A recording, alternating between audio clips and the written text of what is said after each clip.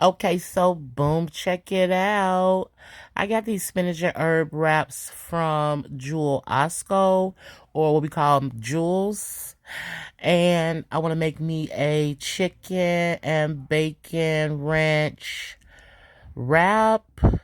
So I sauteed some chicken breasts, got them chopped up nicely. I added some bacon.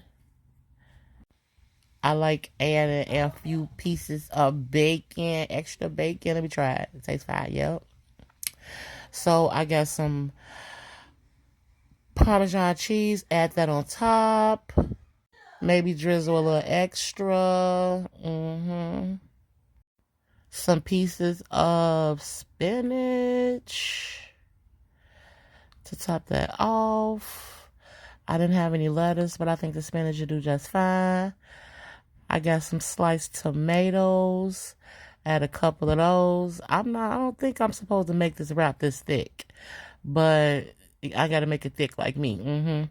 So my friend told me that I should crumble up a few croutons just to get the crunch effect. I've never done this part before, but I'm willing to try it just to see what happens. So yeah, I did that part. And this is some creamy Caesar salad dressing from Olive Garden. I really like their dressing. It really tastes good. It's nice and rich. Now, I tried to wrap this up, but of course, I added a little too much in there, so it tore a little bit. So, if there's a will, there's a way, baby. I got this aluminum foil. I'm going to go ahead and get it wrapped up in the, oops, yeah. I'm going to go ahead and get it wrapped up in the aluminum foil, so that way everything can be held together when I get ready to eat it. And so, yeah, you see it's busting open on the side. That's busting open all that goodness. So I'm going to wrap it up in the aluminum foil and bootleg it a little bit so I still get the full effect. Boom. Because who? McDonald's chicken wrap, who? So I'm going to show you the inside of it so you can see how it look.